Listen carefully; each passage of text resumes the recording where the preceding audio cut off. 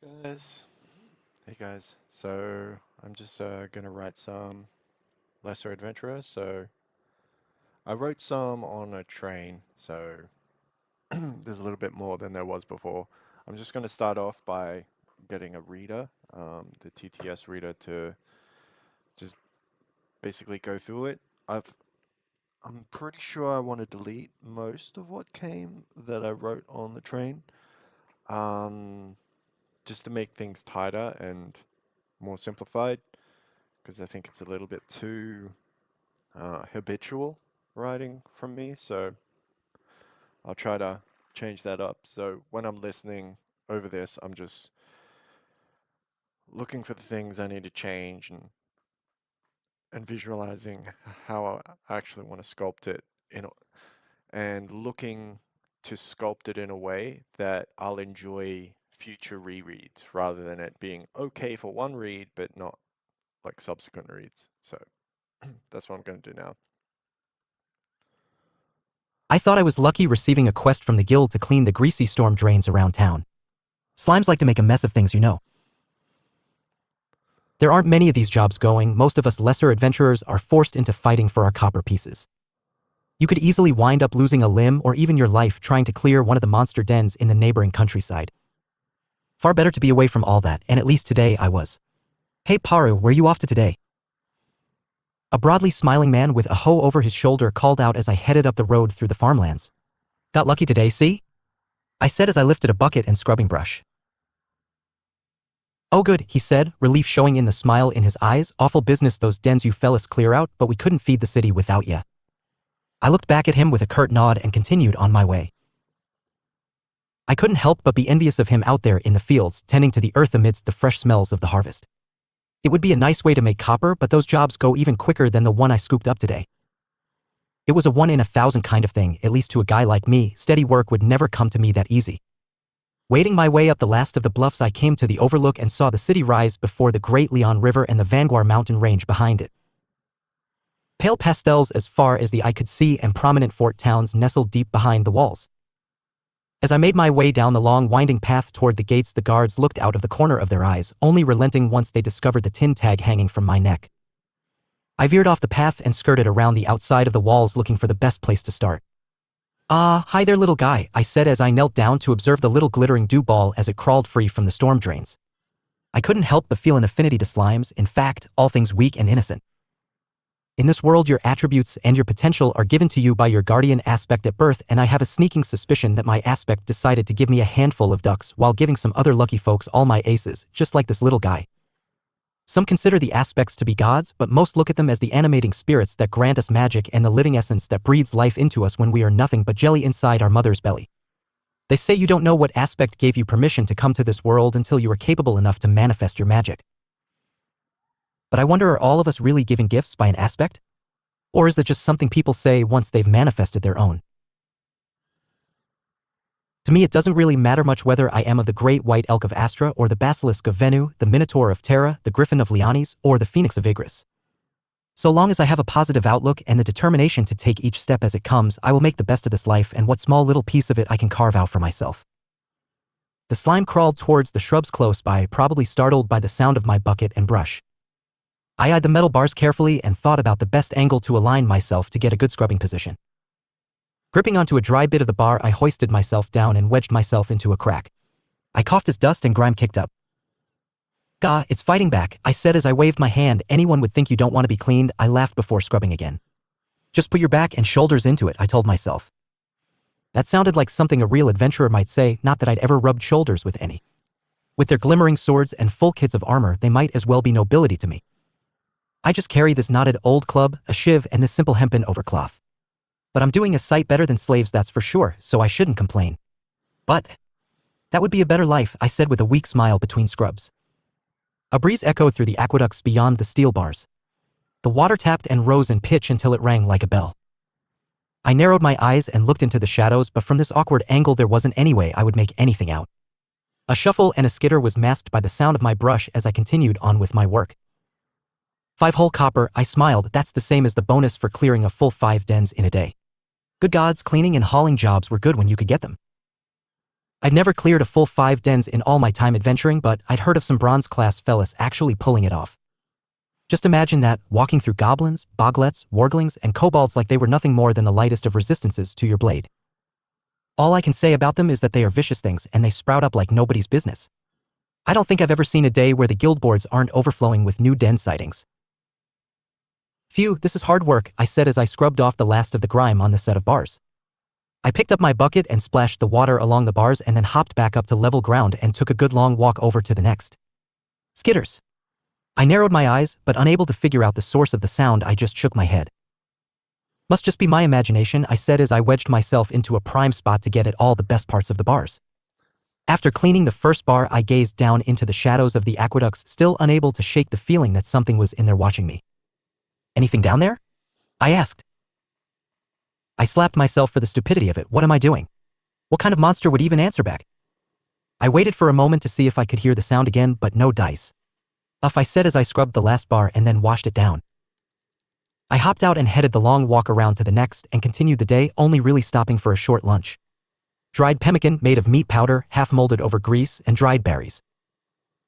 They weren't the magical sort of berries either, just weed blossoms, those tiny black beads at the end of rut grass. Were they even fruit? Or seeds? A real adventurer would probably know, suppose it doesn't matter, they are sweet and that is what counts. Getting back to work, it wasn't long until I was aching all over and dying to stretch it all off, but just one more drain to go. I gripped up the brush and hopped out of the drain and onto the last for my section of wall. The sunset glimmered its deep red hue over my shoulder. At least I'll get done by dark, I mumbled, half relieved, half worried. I fumbled through my side satchel to make sure I still had a good light source. Let me think, I used up the shimmer guppy yesterday, and no lantern bugs either. Suppose it's up to you, my heroic little glob mushroom, I said as I pinched the little purple mushroom stem and put it just above where I was working. The purple light cascaded into the drain as I scrubbed relentlessly, determined to get the last of it before my heroic little glob mushroom's light faded out. Skitter. Huh? Yada? I screamed as its fangs dug deep into my leg. It gnawed and tore, its mouth foaming and rabid with disease. My hand shot back and reached for my shiv, gripping it tight, I thrust it hard. The wargling screeched and hissed as it leapt back. I shuffled out of the drain and pulled myself out. Damned overgrown rat, I cursed as I pressed on the wound. I quickly grabbed for a length of bandage from my bag and scrambled to tie it tight around the bite. This isn't good, I told myself as I looked at the blood on my hands and looked back at the foam on its lips. It's got the rot. I hated to admit it, but this really wasn't good. I'm already malnourished, I haven't eaten magical fruit in almost a month, so my body won't have a good time fighting this off. I laid back as my consciousness faded. With the 5 copper I'd earned today, I could have saved up just enough to buy one. Guess this is just how it is. In this world, being born under the guiding light of an aspect means we are dependent on magical fruit to sustain us. The only problem is, when you don't get enough, your fate is decided. You lose your memories and you will wake up unaware of who you were before. What luck? I sighed. I really didn't think a cleaning job would be what did me in. Well, I hope the next me figures it out. I'm rooting for you, whoever you are. I reached toward the last of the sunset, trying to take in its beauty one last time as I felt the wargling's foaming spittle inside of my leg and the last of my light finally fading out. With a bitter taste in my mouth and bones as cold as the last of the night air, I struggled to open my eyes. I said as I propped myself up on my elbow. Kubu. My eyes narrowed at the little glimmering sphere poking around near where my head was laid. I looked down to see another on my left boot. It hopped off and scurried off with the other one into what looked like an unusually clean storm drain. My eyes were drawn to a bucket and scrubbing brush sprawled out next to the clean bars. Ugh, my head, I said as I clutched what felt like 5 migraines at once. I stood up and looked at the massive city walls. Surely there is civilization on the other side of it, I just have to follow it around, right? It was easier said than done. With every limping step my bandaged leg ached with pain. What happened to me? I asked as I passed by another drain, and why can't I remember anything? Hoot hoot. Calls from the woodland night birds put me on edge. Why was I outside? Maybe I live in the city? And I hit my head. But that doesn't explain my leg. I was weary of the light woodland off to my left. No doubt it was the culprit to my current state in some shape or form. Perhaps I was chased after some kind of a fight and ended up tripping and hitting my head. Guess that would explain the memory loss, I mumbled to myself. As I walked, my body began to get a little warmer and a little more feeling returned to my hands.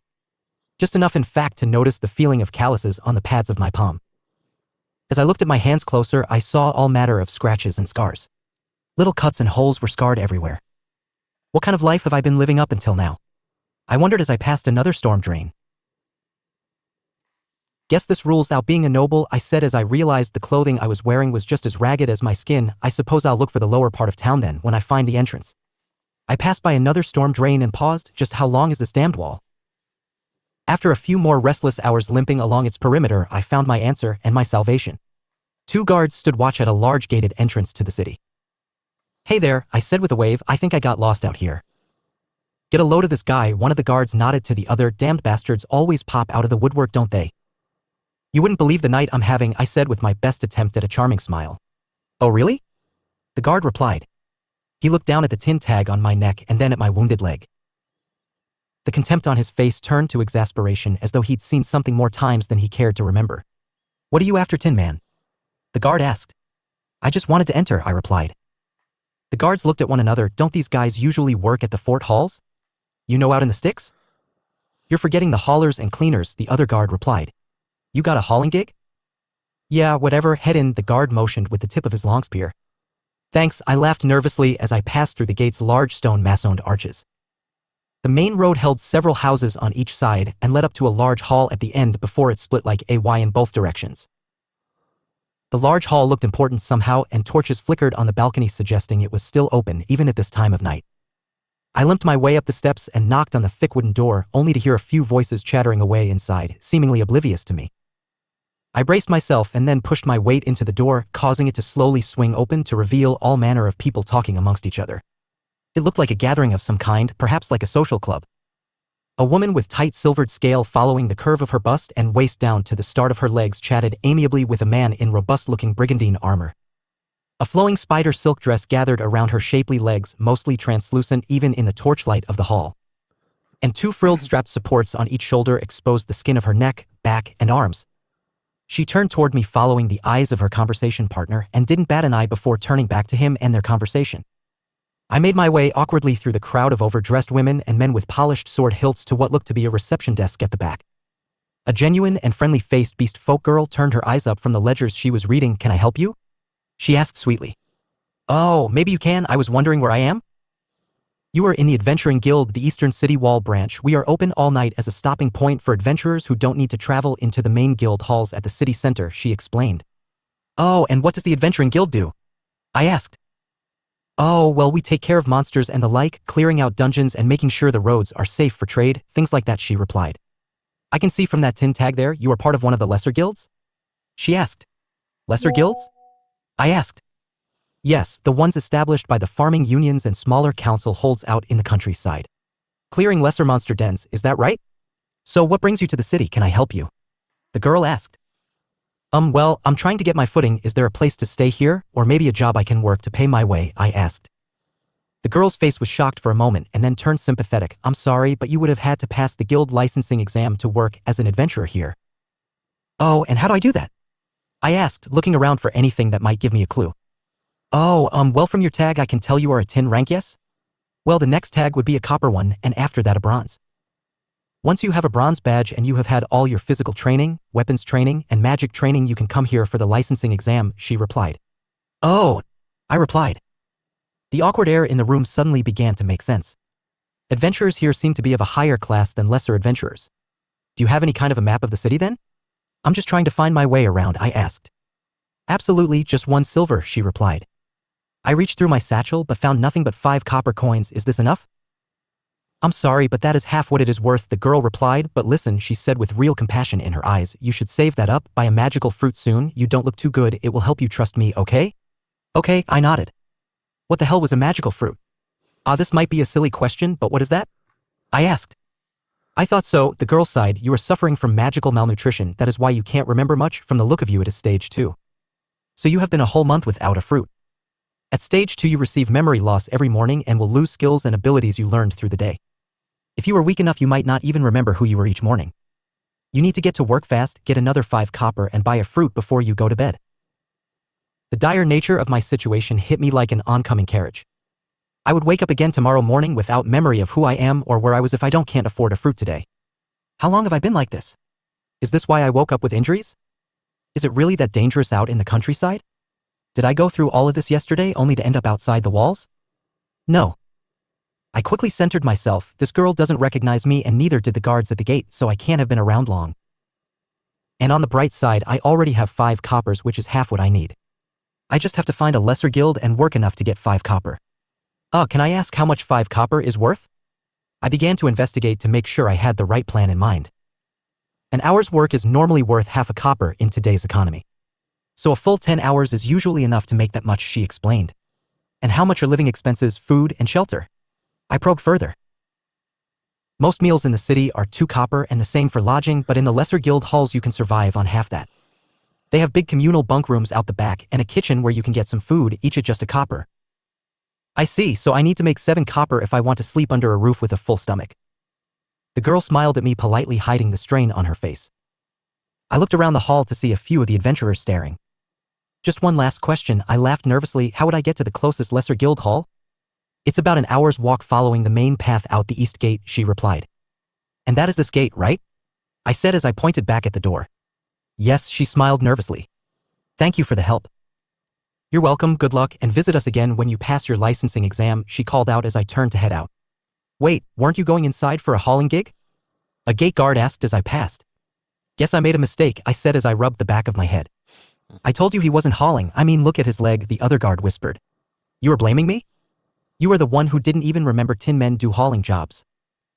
At least the receptionist at the guild was nice, I thought as I made my way up to the top of the hillside. As I looked across the sprawling hills and farmlands, I gasped.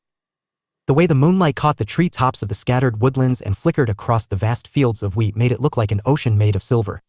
Well, Far in the distance, a fort town stood at the top of one of the bluffs. I made my way over the cobblestone path until I steered through the farmlands onto a gravel path. As I walked, I admired my boots, they were sturdy and well-built, and seemed well-suited for traversing even the wilderness around here. My clothes, not so much. I tugged at my belt and side satchel, they were sturdy too, made of good leather and strong stitching. I guess it is about practical gear first out here for lesser adventurers, things that stain or wear down are probably just replaced with more of the same to keep expenses low. The walk was longer than an hour, but even so I found myself at the base of the fort town looking up at the guild flag as it billowed in the cool night breeze with a sense of pride. Narrowing my eyes, the flag represented the handshake agreement between the guild and the farmers' unions. Maybe it wasn't so bad to be a lesser adventurer. Alright, just need to make 5 copper and after that push for another 2-inch. I looked down at my tin tag and squeezed it tight. This can work. Walking into the guild, everything was quiet, and beside the doorway was a box full of knotted branches, sharpened sticks, and improvised shivs. Most of them looked to be made by lesser monsters rather than crafted. Perhaps they were leftover loot from fights that other adventurers left there for whenever anyone needed a replacement? I headed toward the table centered at the middle of the entrance hall and waited for the girl sleeping at the desk to notice my approach. Would it be rude if I woke her? I looked over to the wall at the back and walked over to it. It was almost entirely covered by a map of the region with little red markers scattered all over. To the side of the map were boards written in an unusual runic language. Guess I can't read it, I said as I stepped back from it. From what I could understand, however, each board was organized by task and the map was likely monster sightings reported to the guild by farmers and the like. I guess each lesser guild takes care of a certain territory. I rubbed my chin and tried to figure out next steps. I need her to help me read the boards and maybe she can help me find out more regarding payment. Even if I do kill a monster, how do I get paid for it? I doubt anyone ever brings a whole body back. I moved back to the receptionist's desk and leaned on it to look at her closer as she snored. Something about her face was familiar. The way she sniffed and grumbled as she slept was nostalgic somehow. It was like a memory existed but was just out of reach. Ahem, I coughed as softly as I could, then rapped on the desk with the tips of my fingers. Heya? You awake by any chance? Huh? She grumbled and sniffed before murmuring something I couldn't quite make out. Sorry, I just need a bit of help, I continued to gently pry. Oh, she said as she scrunched her face and wiped her eyes. Sorry, it's been a quiet night, she smiled. Oh, it's Yuparu, she said as she reached behind the counter. The jingle of change sounded as she put down 5 copper on the counter. My eyes opened wide. You know my name? I asked as I looked at the coins in disbelief. I swallowed hard as I gingerly took the coins in my hands. I put my hands together in thanks and bowed my head. Thank you so much. You're welcome, she said before she laid her head back down and slapped her gums. Sorry, but I need a bit more help if that is okay? I asked. Yeah? She said as she opened one eye. Well, until a moment ago I didn't know my own name, so thank you for that. We know each other, right? The receptionist sat up and alertly looked into my eyes, trying to gauge if I was making a joke or in distress. I wanted to laugh it off but couldn't ignore the truth. Yeah, sorry, but it's true. I guess something happened and I told you it isn't safe to wait so long for a piece of fruit, she said. It seemed like she had more to say but contained it behind pursed lips. I know, I'm sorry, I said with a bow. I guess it can't be helped, she said as she stood up. How much do you have? I have 10 copper, I replied. Follow me, she said before she led me to a door just off the side of the big map. We entered into the back room where candlelight still flickered in little holders. She moved aside a box and pushed a key into a metal box in the floor. As she opened the seal, the room came alive with magic. She carefully sliced off the thinnest portion of fruit and then shut and locked the box. Here, she said as she shoved her finger toward my face. You need this, she replied. I pulled out my copper coins and put them on the desk next to her before taking the slither of fruit. As soon as it laid upon my tongue, it felt like the whole world slipped away to reveal another. It was like having been awake on no sleep for several days and then finally waking up after a well-needed rest. The strain in my head faded, the ache in my joints from the bite drifted away. My eyes fluttered and I shut them tight out of self-consciousness. Swirls of energy danced all around me like sweeping winds and then, like that, they were gone. I stood in the room looking back at the receptionist with a force of clarity. Wow, I said as I gathered my thoughts. You need to save for a fruit sooner, you can't keep wiping like this, she said with teary eyes. She sniffed and thought to herself, at least he came back. As we walked back to the desk, I pointed over to the boards. I can't seem to read. Any chance you could help me understand this stuff? The receptionist stared back at me almost as if she was about to sigh but instead smiled. They are the ad hoc boards when we have jobs for message delivery, hauling, clearing, cleaning, or special requests from the union or the Baron's appointee. We put them up. They go as quick as they come around here though. We have callers during the day who read them out. The girl spun on her toes and pointed to the wall map, and these are the dens for adventurers to clear for the day. For the day? How are there so many? I asked. Lesser monsters aren't really dangerous one-on-one, so they rely on fast breeding as their survival strategy. We aren't trying to wipe them all out, that is impossible, we are just keeping them from spilling onto the roads and farms. I nodded along, appreciating her explanation. Lesser monsters can get in a frenzy if left too long, their packs get large, and it can get ugly, she added. Why don't the major guilds clear them? I asked. Money. There just is only so much farmers can spare. It shouldn't be this way. Most adventurers quit after their first week because it just doesn't pay enough for the risk. I shouldn't be telling you this, but we lost 5 adventurers just this week, she explained, more than a little disheartened. I'm sorry to hear that, I replied. The dens have been getting bigger because there aren't enough of you guys out there. So they ran into large packs. In the swarm they either died or lost fingers, hands, arms. And after that point, how can you really keep going? She sighed. She looked at me silently and then turned to me with what looked like an idea. Hey, I just realized you probably don't even remember my name, do you? Am I that obvious? I laughed nervously. I have been trying to remember it since I walked in, and then I thought the fruit would help, but it's just blank. The receptionist giggled. No, don't beat yourself up over it. It can't be helped, Amru. Oh no way, I guess I won't mess with you then, I replied instinctively. Her eyes narrowed. A bad joke, you know, because otherwise I would rue the day. Haha, I know that's not the best, forgive me, I am only a day old at this point. All my common sense floated away with my memories, I replied sheepishly. Okay. That's so weird. Alright. Can't be helped, Marie. It wasn't that bad actually. There's just a part where needs some information inserted, and then there was a part above which was just too robotic, like it was exposition heavy, and it was just heavy. So, I mean, I need to fix those up just as a matter of urgency. So, but everything else was like nice. I enjoyed it. I mean, certain things could be improved, but it's okay. Okay, so you need to save for fruit sooner. You can't keep wiping like this, she said with teary eyes. She sniffed and thought to herself, at least he came back. There needs to be more here. Okay.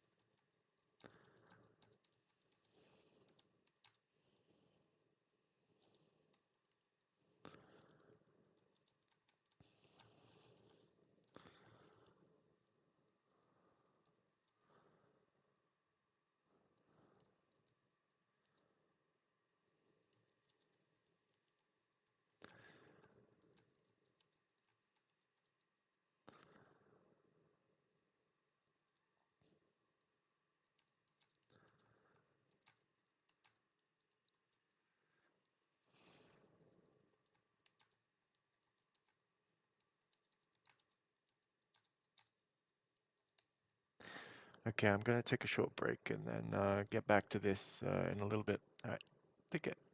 Have fun, learn, and have fun learning. All right.